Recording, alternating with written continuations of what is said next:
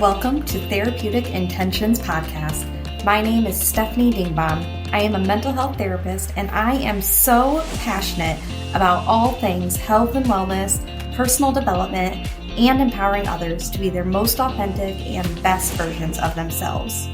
Here at Therapeutic Intentions, we are all about having intentional and authentic conversations on whole body health, healing practices, mindset, and ways to uplevel your life so you can truly be the best version of you.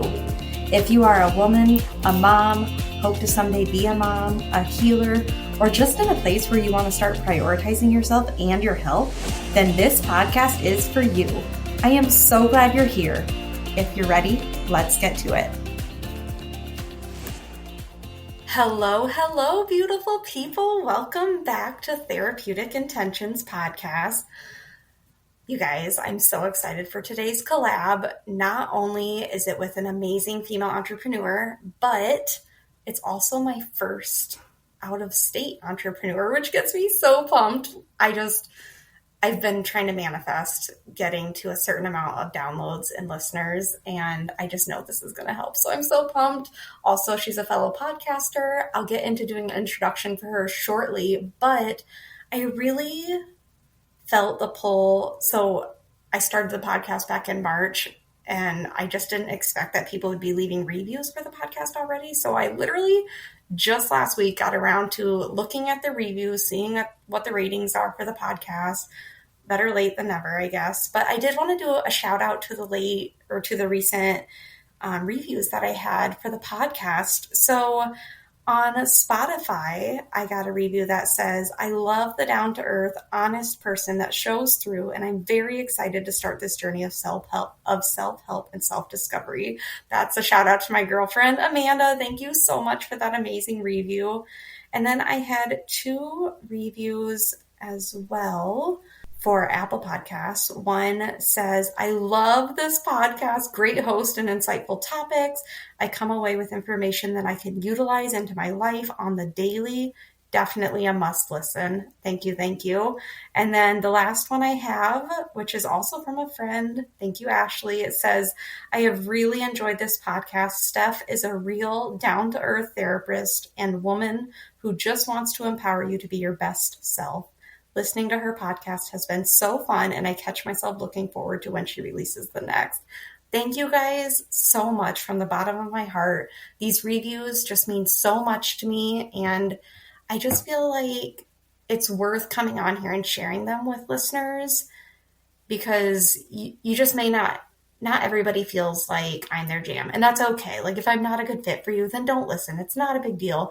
But if it resonates with you and you feel that urge or that pull to leave a review, just know, like, it means the world to me.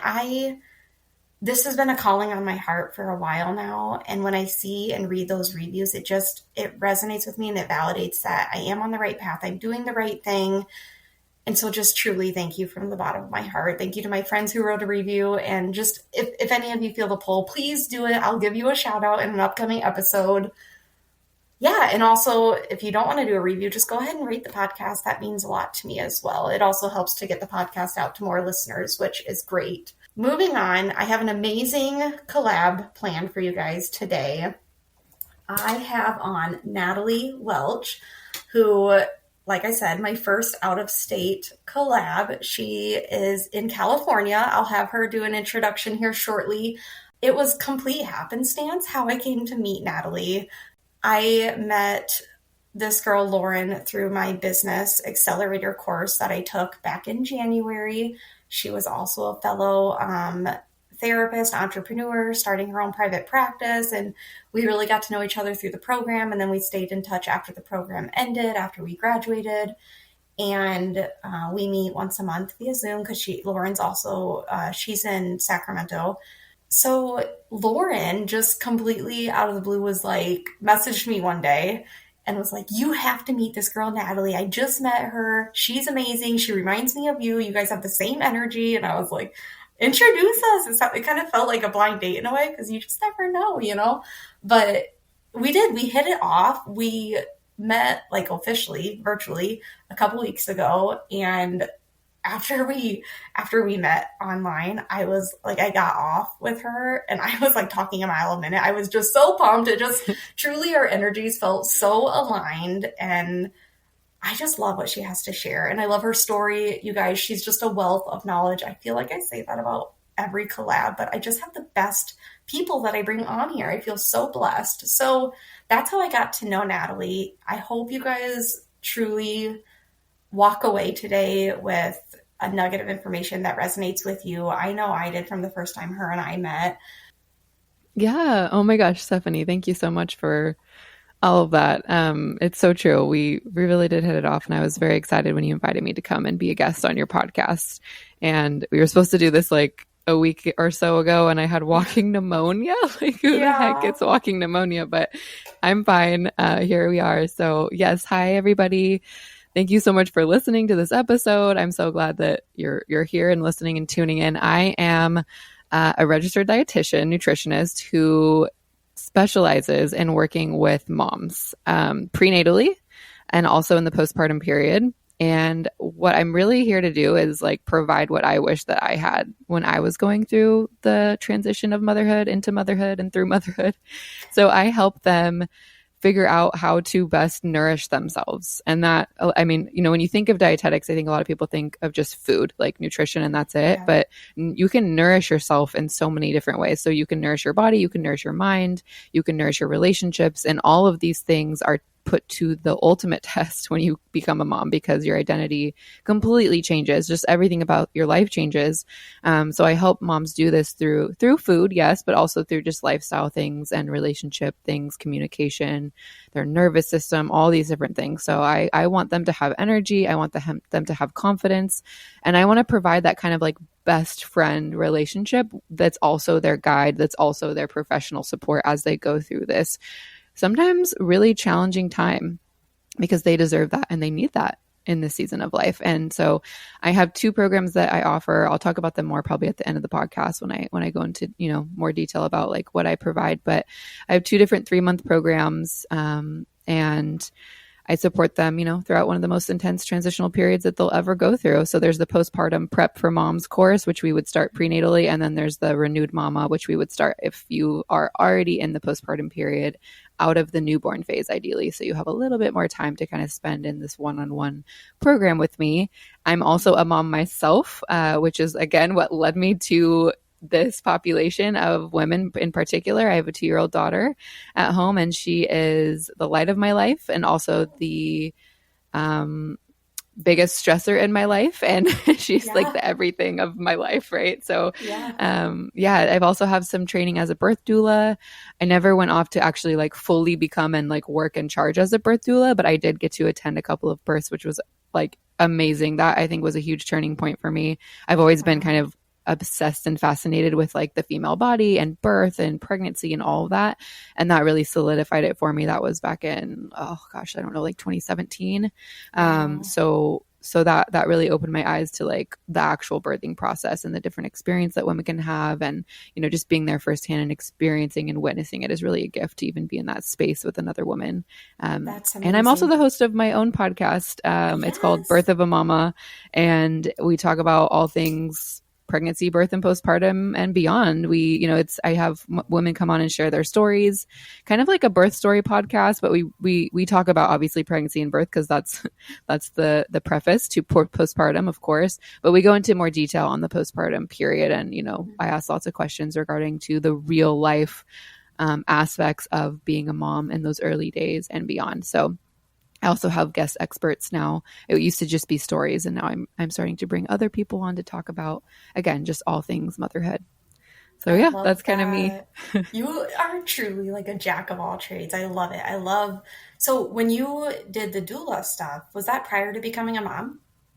Yeah. So that was like, so I always knew, again, I was always like, probably since about, I don't know, like 12 or 13 years old, I was just fascinated by like, especially pregnancy, like by the act of becoming pregnant, actually being pregnant, growing a human, birthing a human, the fact that you could do this so many times, right? Because we have like so many eggs and like all these things. I'm like, you could just create life. And like, there's all these combinations and possible, I don't know, it just tripped me out. I'm also really into science and kind of a nerd about that stuff. So Yeah. I think all those different parts about me came together and kind of culminated into this obsession with, and then that led to wanting to become a mom myself and go through that experience myself. It felt like this rite of passage that if I didn't undertake, I would not have fulfilled my true life's purpose, if that makes sense.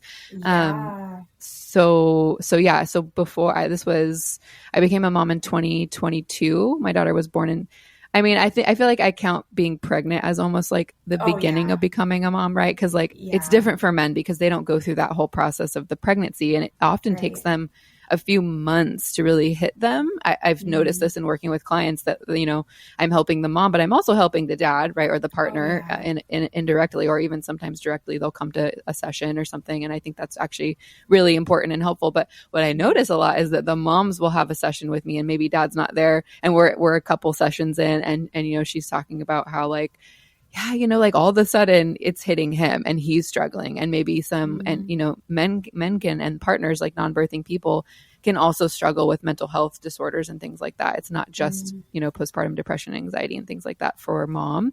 So it's interesting because you'll see these things come up for dad later. So anyway, all that to say that I think motherhood actually begins in pregnancy. So that was 2021 for me. And then birth was 2022.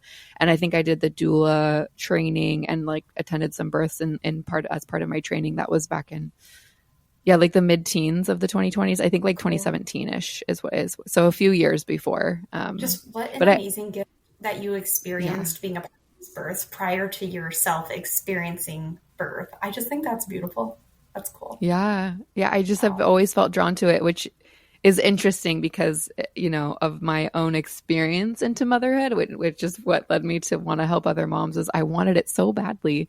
And then when I got it, it was just so different than what I expected. Really? And I think this is the case for a lot of women. We have certain expectations of what we think an experience might be. And then when there's a mismatch, it makes it a little bit harder to kind of go through the process of the experience, I think. And that was definitely the case for me.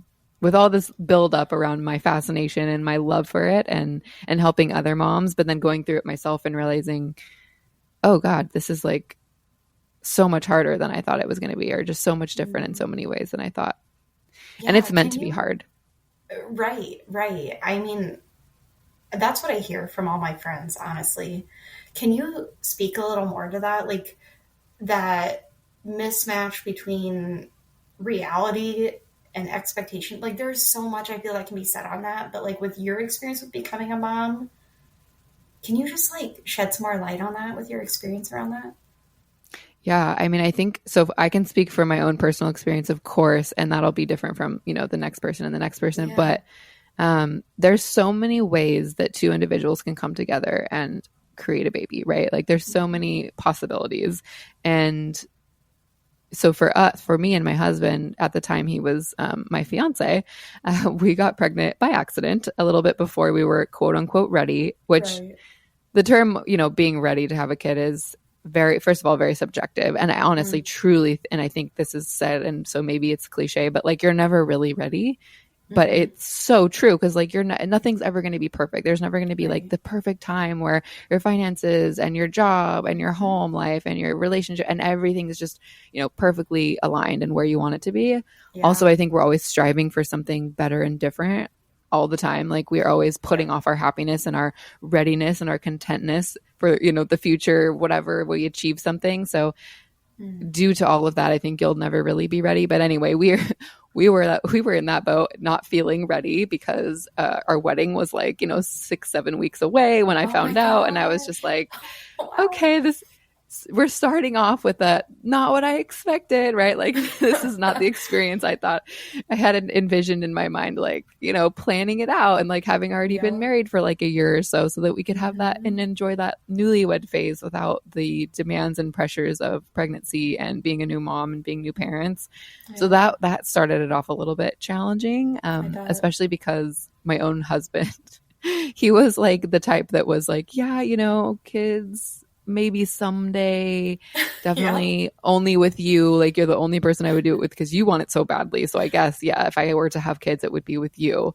That Right, was kind of right. like the basis of our conversation around children. So then for us to then be like, oh shit, like here we are pregnant Yeah. before the wedding, and we didn't want to tell anyone, of course. So I'm trying to keep it a Right. secret. So just so different Oh, than what you expect, right? You expect like yeah. sharing and being joyous and being excited. And of course, yeah, maybe a little bit nervous, but not being like, oh my, like I felt like a teenager who had like done something wrong and Oh, had to I hide it, bet. Oh, wow.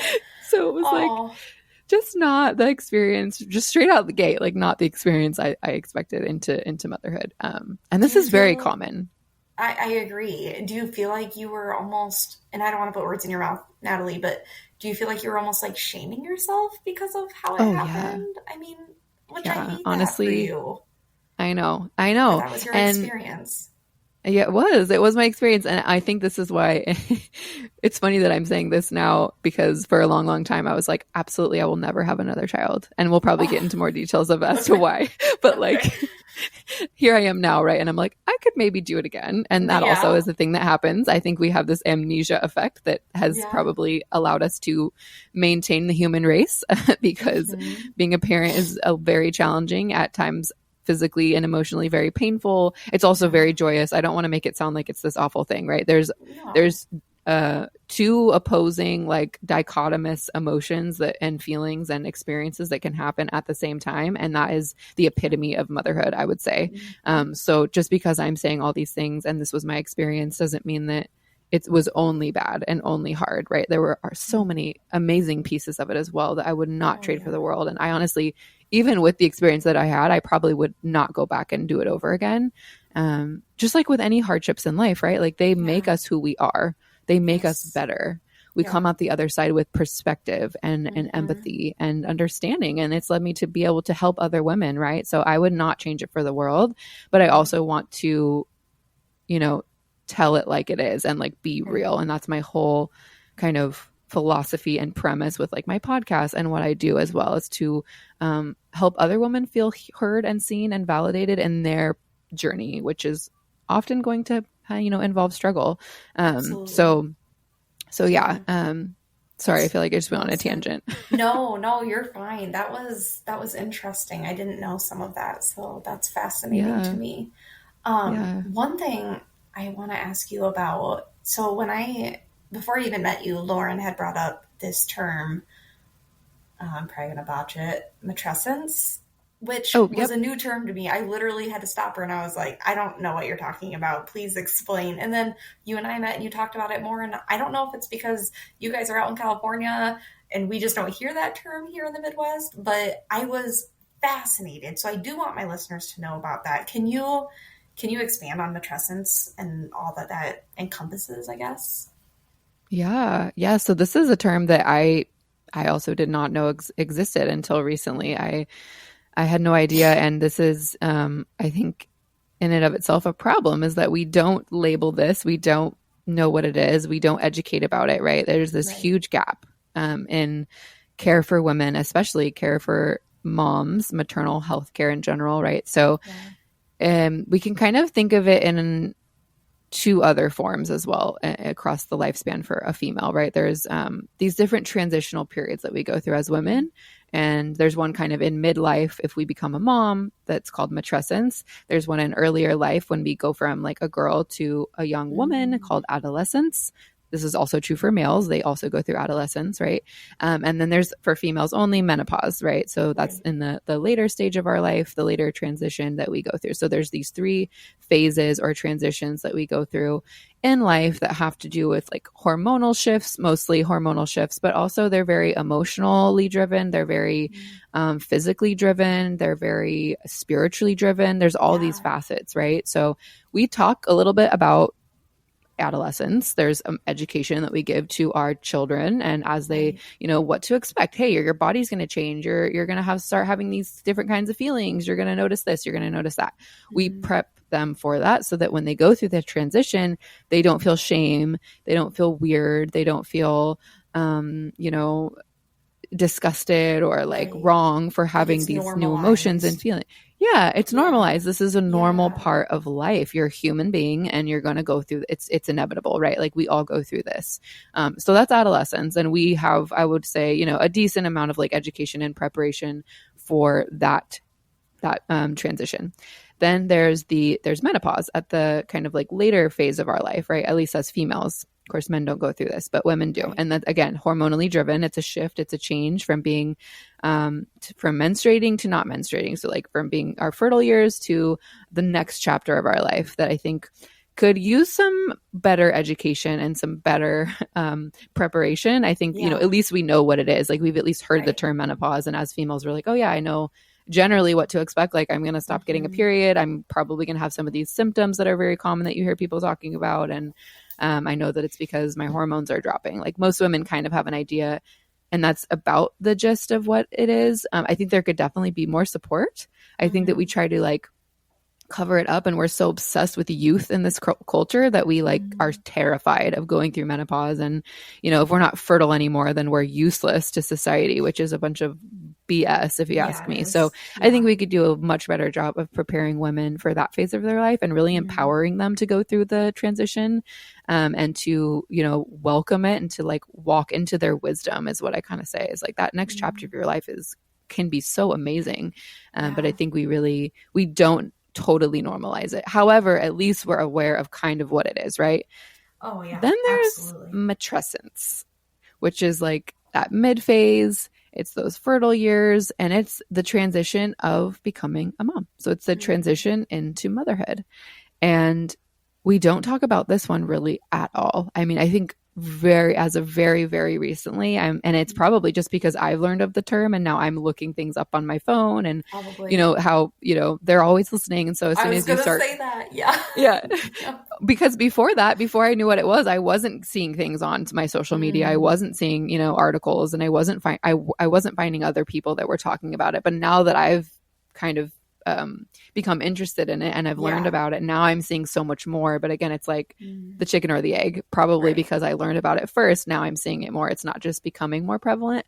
Right. However, I would say that there are people talking about it. You just have to know who those people are and follow them and tune into that. So I agree. it's the transition into motherhood. It's the midlife transition. It's also hormonally driven. Of course, there's a huge hormone shift when you go from non-pregnancy to becoming pregnant and then through birth, right? There's massive hormone shifts that go along through all of those phases, and then with lactation. So there definitely needs to be more, just awareness being raised. We need to be talking about this more. We should be educating women. This should be part of like there's so many things missing, and I call it conventional maternal health care. So when I say that, I mean healthcare that you would get if you go through your typical like OBGYN, you go to a hospital to give birth, like all of the things in between that you would get from your care provider in that setting is not adequate. Like there's just a huge gap, they don't know your doctors, and it's not their fault. They're not trained in this. They don't know to talk to you about these things,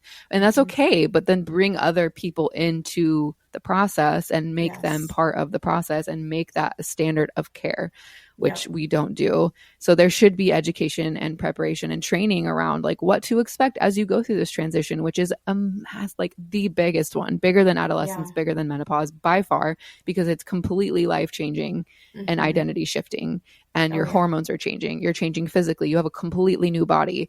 Your emotions are probably all over the place. You need like a matrescence expert, someone who's probably, you need a therapist. You need, I would say, a dietitian for sure. Like you need all of these people. You need a physical therapist to come and help you with your pelvic floor.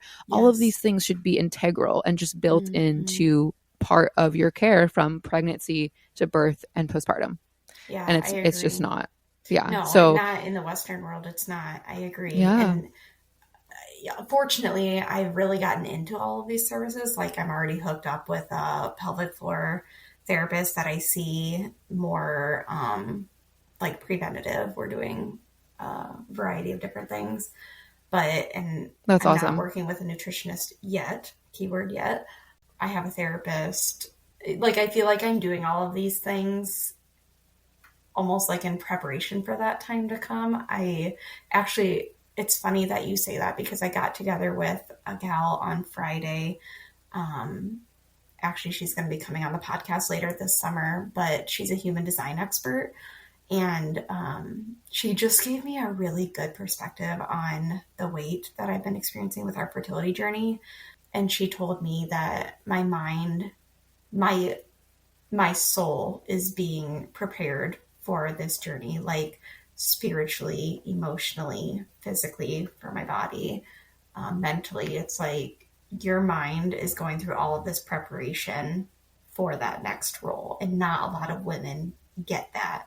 So look, it just like made me look at this whole journey completely differently. Instead of like, I'm really trying, in my last episode, I talked about like just really trying to find contentment in the here and the now, to truly surrender. And I've been praying, specifically, I've been praying for God to just release this desire to have a child off of my heart, which I just never thought I would say. But I was sharing that with this gal, and that's when she said, like, you know, not a lot of women get the time to mentally, emotionally, spiritually, physically prepare themselves for this, what I would call matrescence. And she's like, what a gift that you're being given this. And I just never thought about that, like in those terms. And it was like a spiritual shift had happened for me. And so hearing you say that really validates that as well, because not a lot of women get the time to prepare themselves because it is an identity shift. It really is. I mean, you really are shifting. A lot of women spiritually shift, and mentally, emotionally, and obviously physically, your body is, preparing for this, to give life, to bring this child to life. And there's so many changes, and even hormonally, like I didn't even speak to that, but all of these changes are happening, and there's truly not enough time to prepare for it, because it just all happens within that 9 months almost, it seems, for some people anyways. And I just think, like you said, there's not enough light being shed on the topic, which I guess is why it's good that I'm hearing about it more through podcasts than anything, but I think that's because of what I'm listening to. Did you know that roughly 75% of the population in the United States is not meeting the recommended daily intake of magnesium that our bodies need? Mind-blowing, right? I felt that way too. I had no idea just how important magnesium was for our bodies and our mental health until I delved into the world of integrative health as a result of my fertility journey.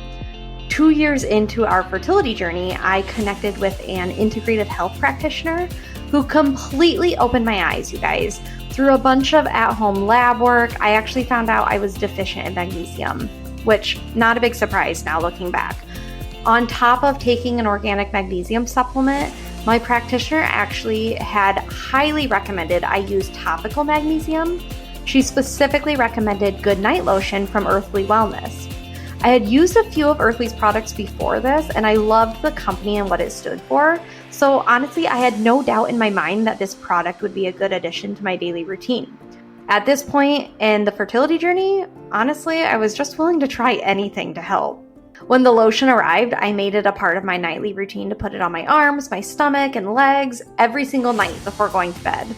The first night I used it, you guys, I noticed a huge difference in how I slept that night. It was amazing. I fell asleep faster than normal. I stayed asleep longer. In general, there was less interrupted sleep patterns from night to night. It was truly incredible, the difference that this lotion made on me. Don't just take my word for it. Listen to these testimonies of other individuals who have seen success from using Earthly's Good Night Lotion. One testimony says, I use Earthly's Good Night Lotion almost every night and I absolutely love it. Another says, I have always used magnesium to help me fall asleep. So when I first used the Good Night Lotion, I fell in love. It smells so good, feels soft and light on your skin, and keeps me asleep all night. The secret to getting a good night's sleep is truly to intake more magnesium, you guys. Magnesium actually does way more than just promote healthy sleep though. It also is a natural detox for your body. It helps maintain healthy blood sugar levels and supports your gut health too. And then another benefit from using it topically is that the nourishing oils and butters that are in it moisturize your skin while the body is absorbing the magnesium quickly. Amazing. In addition to these primary benefits, there's also so many other benefits that you receive just from getting a good night's sleep, like better overall functioning during the day, more restful sleep throughout the night, so then you perform better at work the next day, overall improved mental health, more physical stamina. I mean, I could go on and on, you guys.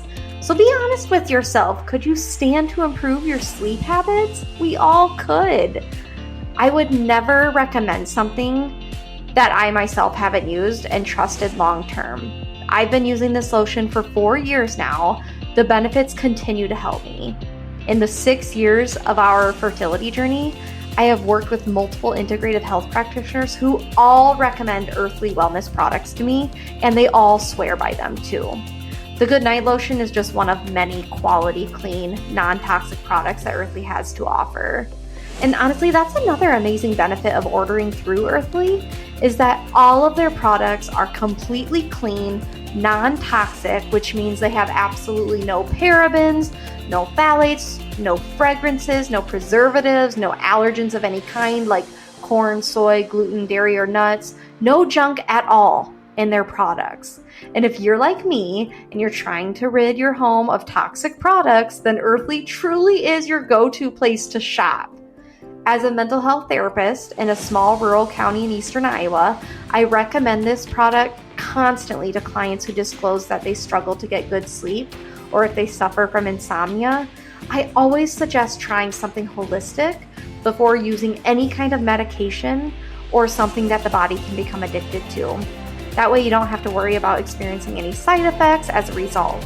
Another great thing about this product, you guys, and why I suggest it to clients left and right, is that it can be used on adults and kids alike. That's an added bonus for sure.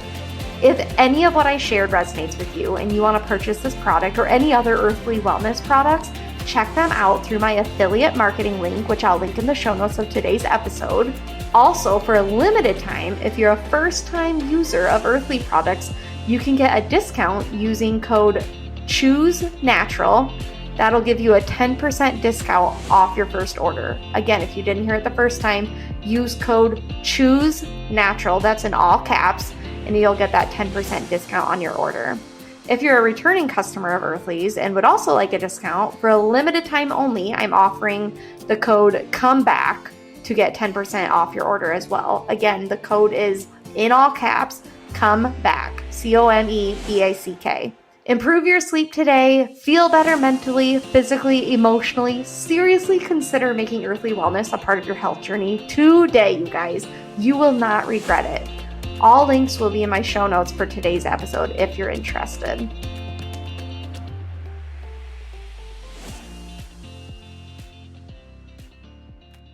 It's good that we're educating people on this because we hear plenty about adolescence. We're hearing, I would say it's growing. We're talking more about menopause, but matrescence needs to be this needs to be something we're hearing more often about. I feel that's fascinating to me. 100%. And I just want to kind of circle back to what you just said, because that's such a good perspective shift and way to look at the longer process that some women have to go through in order to have that baby. And it's not so easy for everybody. That's something that we also need to be remembering and mindful of. But that is such a good point and that's why I started offering the postpartum prep for moms. So I originally just started with the renewed mama, and I was helping women after they had their baby. And then I realized, wait a minute, the real work starts before you even are holding your baby in your arms. I mean, ideally, if we can, again, it comes back to that education and the preparation. If we can factor that in prenatally and even before you're pregnant, prenatally, preconception even, right? I don't think a lot of women think of how important the preconception period is, even when we talk about things like nutrition, not even just education around what it means to go through matrescence, but prepping your body physically and your mind and all of these things and nourishing yourself because of how long it takes for an egg to actually go through its process and development cycle and before you even ovulate. So it's a minimum of 3 months that you want to be thinking about conception and be taking a really good quality prenatal and okay, what does that even look like? Is it comprehensive? What types of vitamins and minerals are in there? What forms of vitamins and minerals are in there? What does your overall diet look like? What does your relationship look like? What's your mental health like? How are you exercising and moving your body? All of these things are important way before you even become pregnant. So yeah, that's such a good point that it's like, yeah, no, that really sucks to have to be in that place of like wanting something so bad and not getting what you want, especially seeing probably friends and family and people on social media that are, you know, sharing their stories.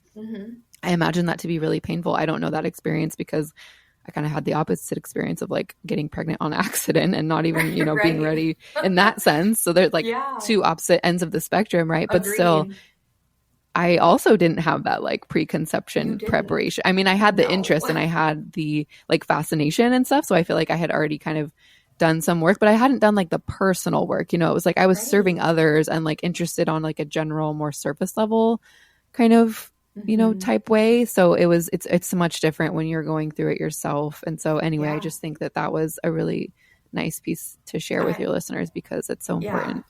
I think so too. And it's interesting that you and I literally have polar experiences, but I think that's very powerful actually, because like I said before, what I don't like is the shaming that unfortunately you felt as a result of your experience. But I always think about like in my experience, even from year one when we were trying, I was super adamant. I was really big into intergenerational trauma at that point in my life. And I was super adamant that I did not want to carry any trauma from what I feel has been in our family for a few generations onto this next generation. And I even think like people don't think about that. And I feel like I'm probably a nerd because I think about that all the time. But even that, like, I was just like, there is no way I am not going to, this will not be the experience for my child or my children. And yeah, there's just so much that I guess we don't think about. And my collab for this week, I know we're recording this on the 17th, but the collab that aired today, Andrea Pitts actually talked about like, even if you're not you're not wanting to get pregnant right now, start now anyways, because that holistic integrative approach to preparing yourself, whole body approach, like what you take, Natalie, with your clients, that isn't a quick fix or a quick road to pregnancy all the time, because there's a lot that encompasses getting pregnant hormonally, physically, mentally, emotionally, nutritionally. Like, start now is what I'm saying. Like, even if you're like, well, we don't want to get pregnant for another year. It's okay. Start the journey now, because there's so much you can do to prep your mind, body, emotions, hormones, you name it. Like, you truly need to start that now, because it's not like a quick thing. It takes time for those changes to manifest themselves in your body. And so I really love that you truly take that whole body approach with your clients. That's huge, in my opinion. Yeah.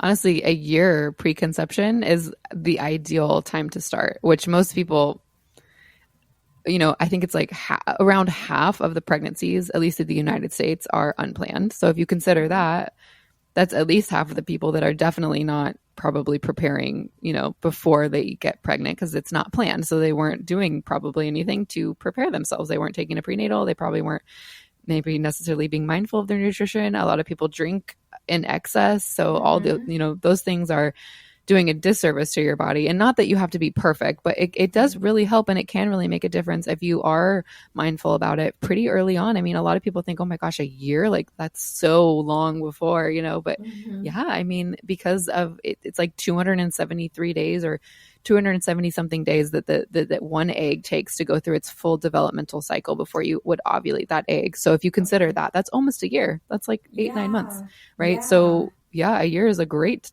time to really start being like, okay, when do we want to have kids? Like, if it's a year from now, if it's less than a year from now, then definitely I would say, you know, start being mindful of your nutrition and how you're moving your body and your mental health and all those pieces that can not only make it easier for you to get pregnant, but also make it a healthier pregnancy for not only your baby, but you, like your experience as well. But you're all, definitely your child, because there's so many things, you know, epigenetically now that we kind of know about in your environment and all that can affect the way that your baby's DNA is expressed, and therefore their health and their experience that they're going to have into their adult life, which to me is like incredible, but also, you know, you want to put a lot of emphasis on that if you can. You know, of course, It's not about being perfect, but like if you can and you do have the time to focus on that, I would say it's a great use of your time for sure. Well, and yeah, I completely agree. And so, you know, you mentioned that like you're not just looking at what they eat or what they put into their body. You're looking at lifestyle nourishment type practices, which maybe it's because I'm from the Midwest, but I think around here, like when people hear the word dietitian or nutritionist, even, you just expect you're focusing on diet, maybe lifestyle. I think that's interesting because to me, that gives me a fresh perspective on what dietitians do. And I guess I don't know if they all take that approach, but you're certified as a dietitian, correct? Yeah. Yes. So can you explain the difference between dietitian and nutrition?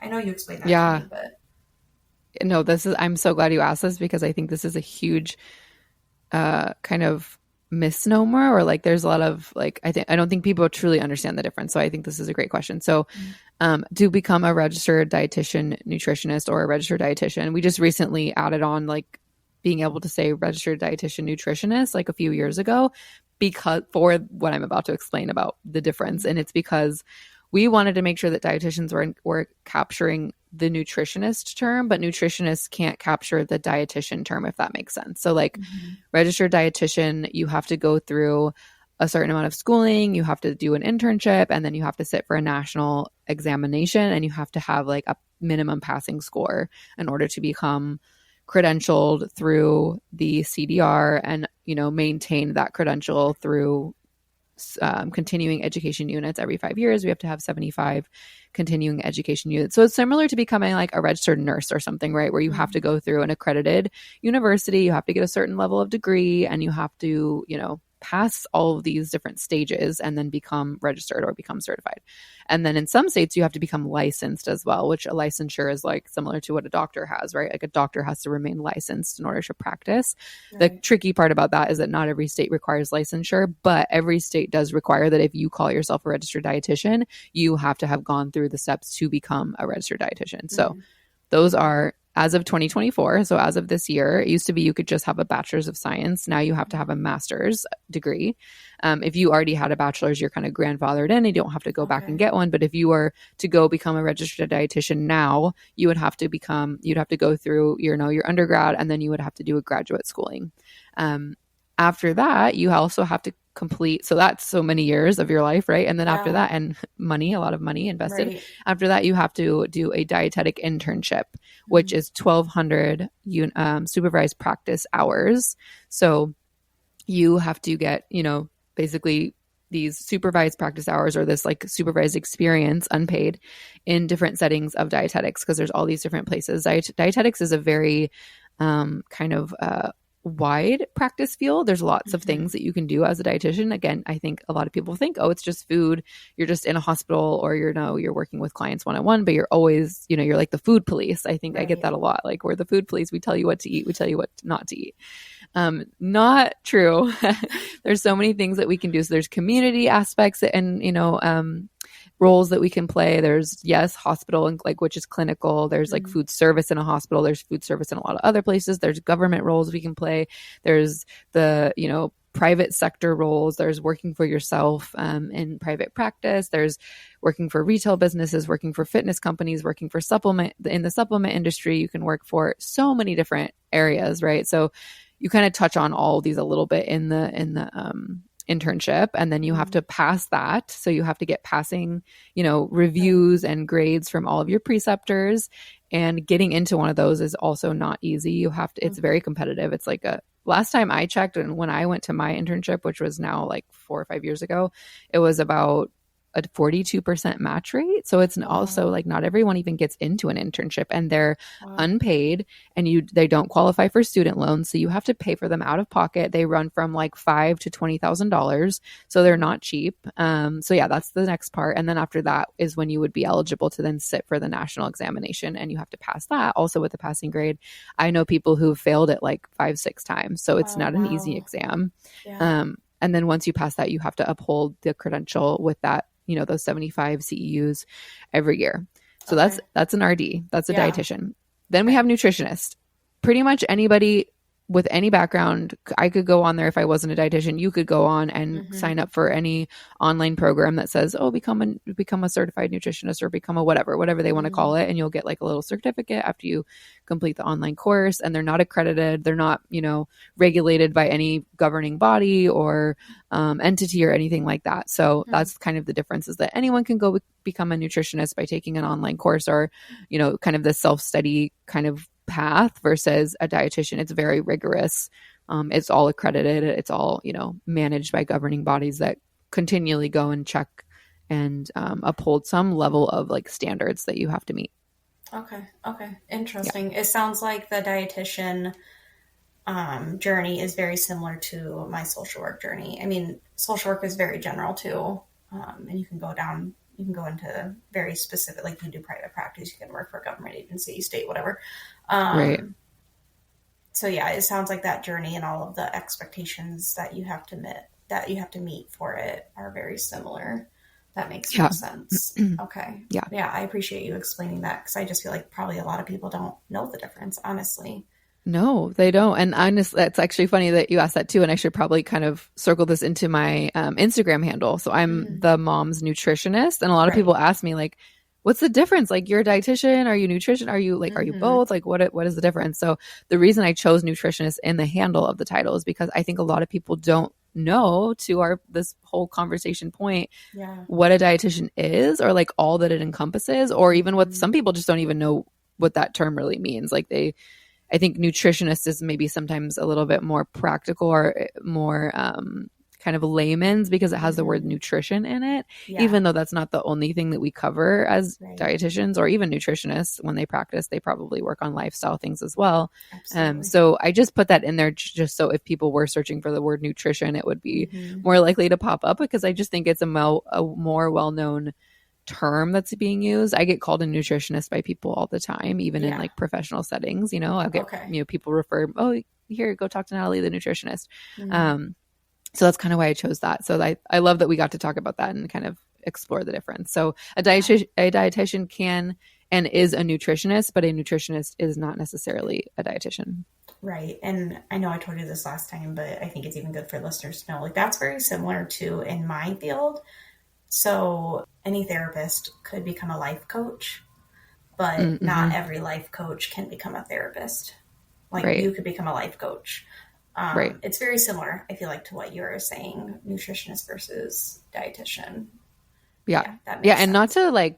not to discredit a nutritionist. I'm sure there's some out there that are wonderful. I'm not saying, oh, we're so much better because we have licensure and we're credentialed and yada, yada. I'm totally not saying that. I'm just saying that that's how you can understand the difference of the two. Yep, absolutely. I think that's helpful.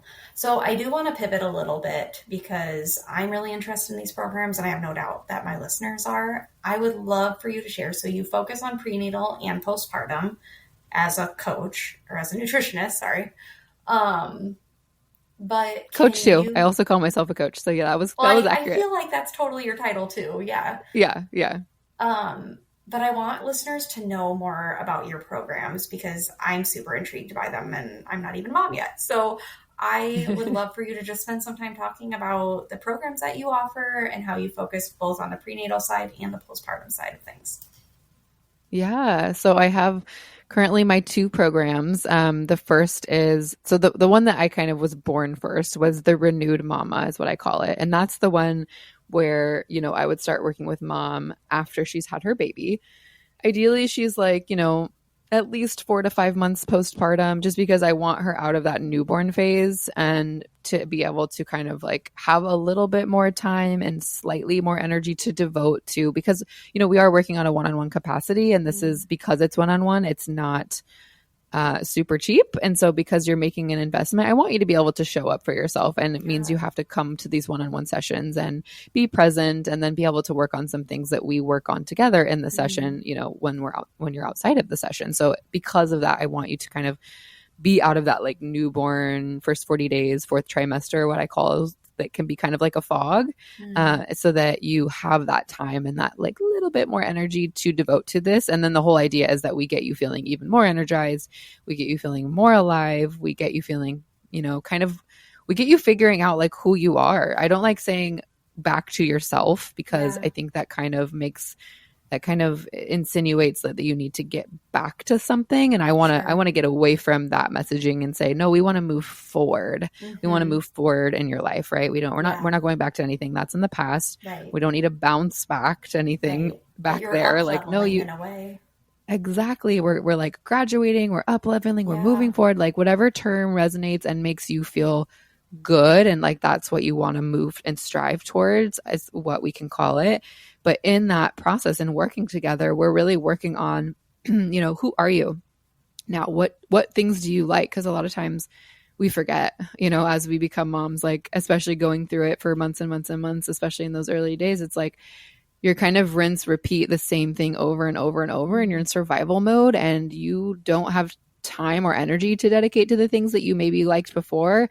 And then when you get the chance to sit down and really think about it, you might not even know what you like. Some of those things you liked before, you might not even want to go back to doing, right? So it depends on what your lifestyle was like and the hobbies that you had and the interests that you had and even the relationships that you have often. And this is a major grieving process as well, which is also part of matrescence, which we don't, again, there's just not enough awareness around this. So I also kind of support you in that process of moving through the grief of becoming somebody new, right? Like you're essentially completely transforming into a new person, and that can be really hard to leave who you were behind in a sense, because it's just a change, and changes are always hard, and your relationships are changing, and your body's changing, and your desires and your likes and your interests are changing, and it's a lot. It happens kind of all at once, and it's just a lot to process and deal with. And this is why I think, I should not be the only person that you're working with. You should also have a therapist and a pelvic floor PT, and all these other people should be part of your care team. I'm just one facet of it, but it is very holistic. So I am, and we're working through things like that. We're working on, of course, your body nourishment or your nutrition is key and vital, and there's many reasons as to why, but one of them is nutrition actually plays a role in your mental health. So we can actually kind of support you in your mental health with the food choices that you're making. And, what does that look like? And we do it based on preferences. I don't just give you some like cookie cutter meal plan and say, okay, follow this, and then you're going to feel great, right? It's like, no, well, where are you? I'm meeting you where you're at. And then we're going to work with that, and we're going to build on that. And I'm not taking anything away from you. I'm always adding. I'm always adding things in, right? Like, where are the gaps and how can we fill them? Where can we add foods in that are missing that can make you feel more energized, that can make you feel better, that can help stabilize your moods? I'm not saying this is a cure-all. And again, you definitely need to have other people you're working with as part of your care team. But this is a good foundation to have, to say, okay, like what's missing that I need to add in and that I need to work on. We also can work on little ways of communicating better with your partner. We can work on what's appropriate for movement. I'm not a physical trainer or a fitness trainer. However, there are little things that I can kind of, give you pointers on in terms of generally moving your body, and at what stage is appropriate to do what things. Like, when is it appropriate to start walking after you have a baby? When is it appropriate to do a little bit more? When is it appropriate to start doing stretches and maybe lifting weights again and things like that, right? So and I also have people I can connect moms with if they want to go more in depth with that. If they want someone who's trained in like postpartum fitness, like I can hook you up with those people. So resources is another thing that I have, and I can help, connect you with other people who can support you in other various ways on this in this journey. So that's the renewed mama, right? That's like after you've had your baby, you're feeling low energy, you're just not quite feeling right. This is really common. I hear this a lot. Maybe you're feeling emotionally dysregulated. These are some terms that I hear from women, right? Like, not myself, not right, fatigued, tired, exhausted, like confused, like not really confident around food, not really sure what I should be eating for my own recovery, for supporting my breast milk supply. Like, all of these things I can help a mama with in the postpartum period in the Renewed Mama program. Okay. So that's that one. And clarify, sorry. Yeah, no. You can work, it's not just women in California. You can work with anybody across the United States, correct? I can work with anyone in the United States, but I do like to do when I feel like it's necessary, I like to have the opportunity to do, I do like functional lab testing. Okay. So we'll look at some blood work Awesome. stuff sometimes if Awesome. energy is like really low, Yep. or I'm suspecting maybe there's like a thyroid imbalance or Mhm. something else might be going on underlying that I want to see some data for this. So I know Absolutely. specifically how to tweak some nutrition stuff and some other things with mama, then I really like to see that. Mhm. And I can only order those currently because I live in California, so I'm able to do it in the state of California. And then I'm also licensed in New York State. But those are Okay. the only 2 states right now that I Sure. could do lab testing in. Otherwise, if we work together, I'm kind of more functioning as your health coach and Right. not as your dietitian because of so I'm so glad you asked this question because of the crossing state lines and how there's different, how I said not every state has licensure, which makes it kind of tricky. Right. So if you're in the state of California or if you're in the state of New York, I can work with you in that capacity. I'm your dietitian and I can order, specific lab work. I can recommend specific supplements. We can do much more targeted nutrition kind of therapy. But if you're not, we can still work together. It would just be a little bit more generalized. I can still help you immensely. We just couldn't do lab testing and I can't do like very specific supplement recommendation. I can do like a general prenatal vitamin or postnatal vitamin, review with you and recommend things like that for that. But I can't do like, oh, you have a thyroid this, so I'm recommending this supplement or I'm telling you to eat this, if that makes sense. Yep, absolutely. Yeah. And then your other program is called what? And then the other program is the Postpartum Prep for moms. So that we would start prenatally, ideally in like the 2nd or 3rd trimester. And that's really to just take you through this program where I prepare you mentally, emotionally, physically, in your relationships, in your partnership, to bring baby home and to get ready for baby. And it's really a focus on mom getting ready for baby and in her relationship, her partner too. But like, because there's such a lack of focus on mom in the postpartum, I want to build mom up prenatally. Absolutely. And make her feel held and loved and cared for and seen and validated prenatally so that she goes into postpartum knowing her worth and knowing the things and already having them set up in place so that she has a much smoother experience. And her matrescence journey and experience is not, like how mine was, like a slap in the face is what it felt like. And not to say it's going to be just perfectly smooth and everything's going to be amazing and blissful and joyful.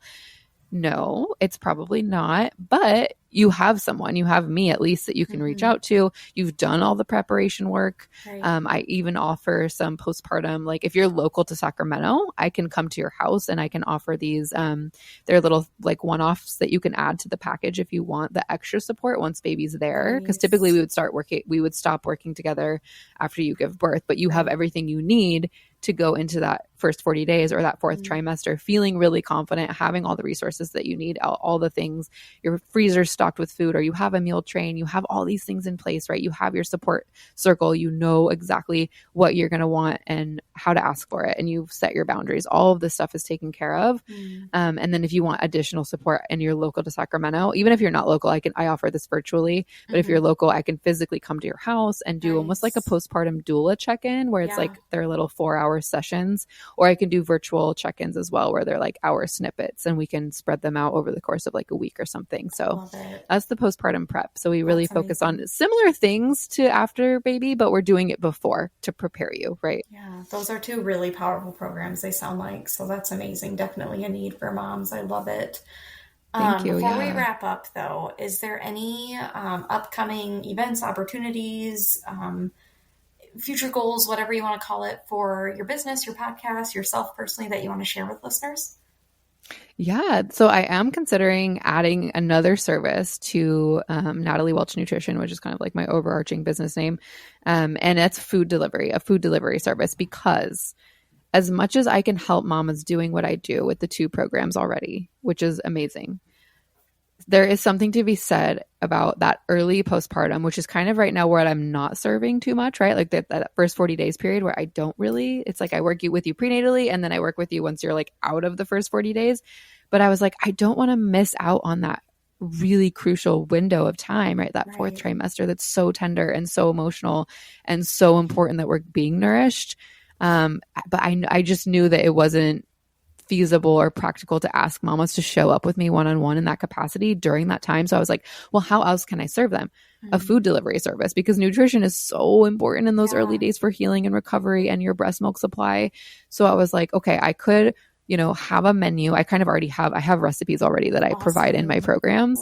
I could use those recipes and even create more recipes and then create little menus that moms could choose from. And then they could pay up front for this service. And of course, if I start off, it would be offered locally only, because I would want to make sure it was like, I was able to do it and people actually wanted it. And there was a need and a desire for this. But I would be able to essentially prep food for you and drop it off on your doorstep so that you have fresh cooked meals that are nourishing, that are nutrient dense, that are providing your body the things that you need to heal and recover and breastfeed your baby and provide the most nourishing breast milk for your baby as well. Because that's a whole other podcast topic that we could talk about for like hours and hours, is how your nutrition actually impacts that of your breast milk.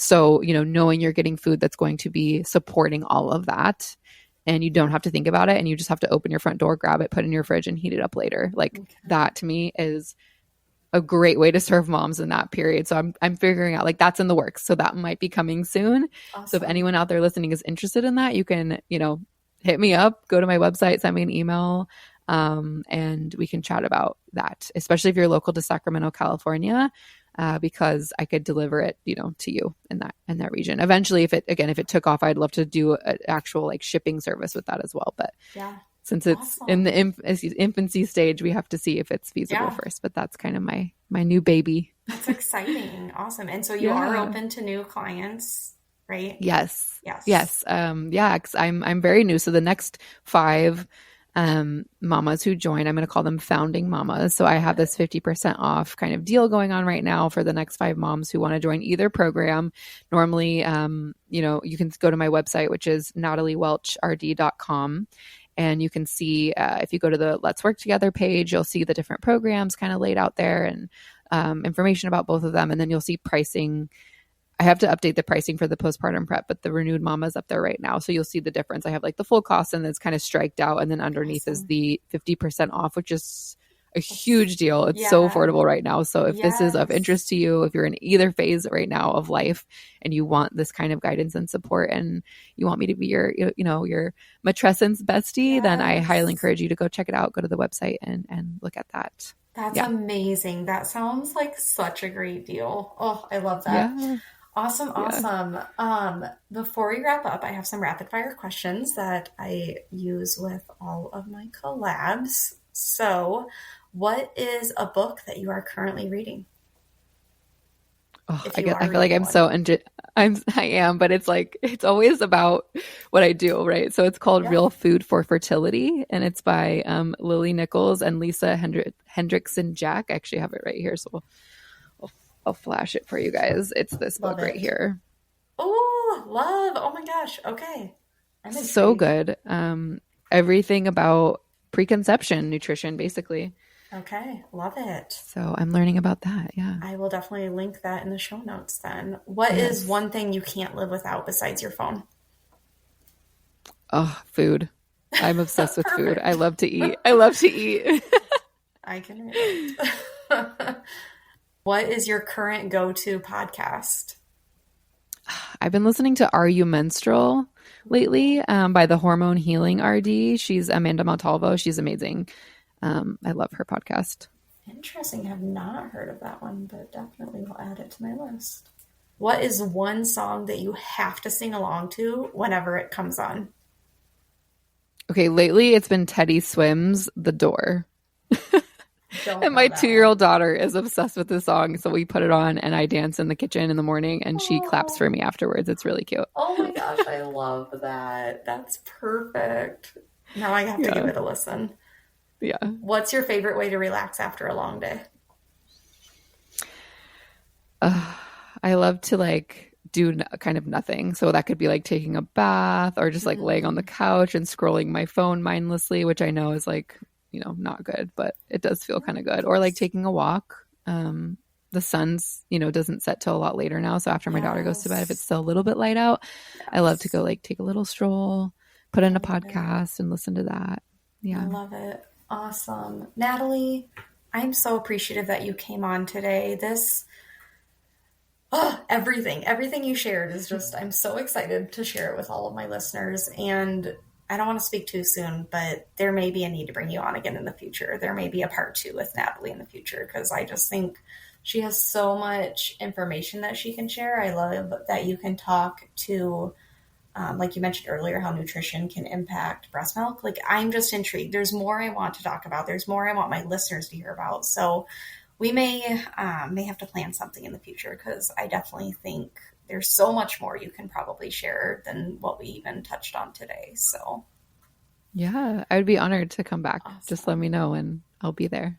Awesome. Well, everything that was mentioned today will be in the show notes for our listeners. And again, Natalie, just thank you so much for coming on today. This means the world to me. I'll give a shout out to your podcast in the show notes as well. So if you aren't listening to Natalie, please go on there, give her a listen, rate her, review her. It all helps.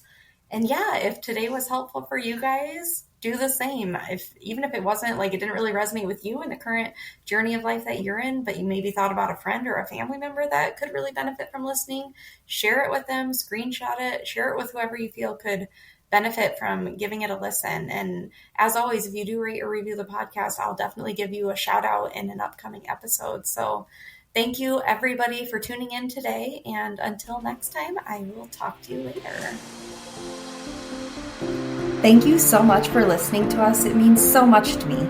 If there were any aha moments or anything that really resonated with you on today's episode, then please take a minute and share it on your social media and tag me so I can personally thank you. Also, if you could, please rate and review the podcast, as it is new and that really helps to get the word out there more and reach even more listeners. I'll catch you on the next episode.